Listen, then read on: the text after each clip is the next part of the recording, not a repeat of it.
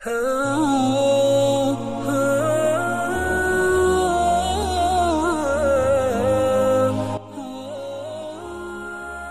الرحمن الرحيم. ومن الناس من يشتري لهو الحديث ليضل عن سبيل الله. وقال النبي صلى الله عليه وسلم: الغناء ينبت النفاق كما ينبت الماء الزرع. صدق الله مولانا العظيم. ایزانو دای آیتنا مراد هم لهو الحدیث نچه گانے بجانی دی او داشن دی حدیث کم دای دا گانو بجانو نمن راغلی دا چه من گانے بجانے اگر نورو بعض کسانی واگونو که انسپری ورکڑی او گانے بجانے پر موٹر سکر روانی هم آوری ماستن بڑستن که بروتی او گانے بجانے آوری نکا دی حالت کی تانا مرگ رای سورہ بدبخت خبر ہوئی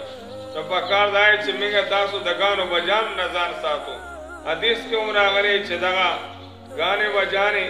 دا چه دے ینبت النفاق دا منافقت پر رڑک زرغونی سنگا چه دا وہ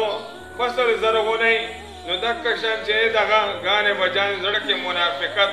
او گناہون زرغونی نو پکار منگا تاسو لدائی چه منگ دا گانو بجانو نزان ساتو یو پیران نبی علیہ السلام یو لاربان روانو حضرت علی رضی اللہ تعالیٰ عنہ وصراو یو ځای نه د باجی آواز راتلو نبی علیہ السلام وګونو کې ګوتې ورکړې هغه ځای نه لږ لرې لاړو تاسو کې آواز راځي هغه ورته وی بیا نبی علیہ السلام لږ مخکې نور لاړو بیا ورته وی آواز راځي وی بیا چې لږ نور مخکې لاړو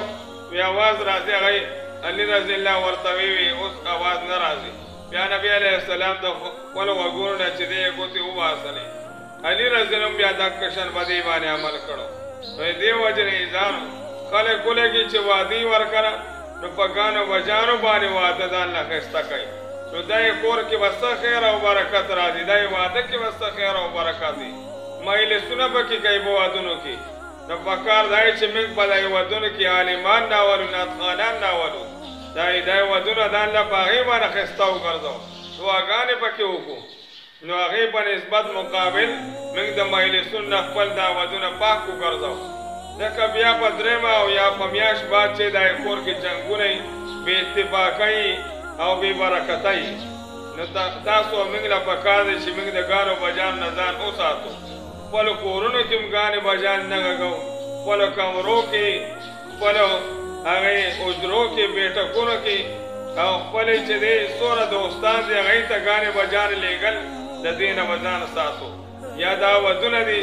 او خادای دي نه هغې کې ګانې بجانې موږ نه غږو زنانه پکې حیا او پرده کوي هغې چې کوم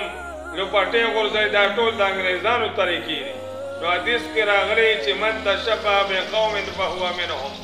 که تاسو چا سره مشابهت یو قوم سره اختیار کړو بس تاسو د هغې نه وګرځېږئ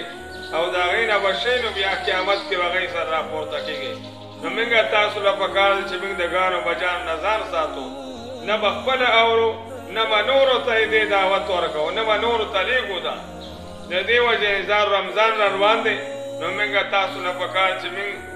په خپلې موبایل د پبجي نه او د ګانو بجانو نه غلطو ویډیوګانو د هغې نه پاک وګرځو او دا شن نه به اورو نه به چاته سینډ کوو او نه به د هغې نه علاوه هغه ګنده ویډیوګانې هغه به نه ګورو نه به نورو ته سینډ کوو الله تعالی موږ تاسو نه په دې خبرو باندې رضا شي او نورو ته د دې شیانو کولو توفیق راکړي برحمتک یا ارحم الراحمین.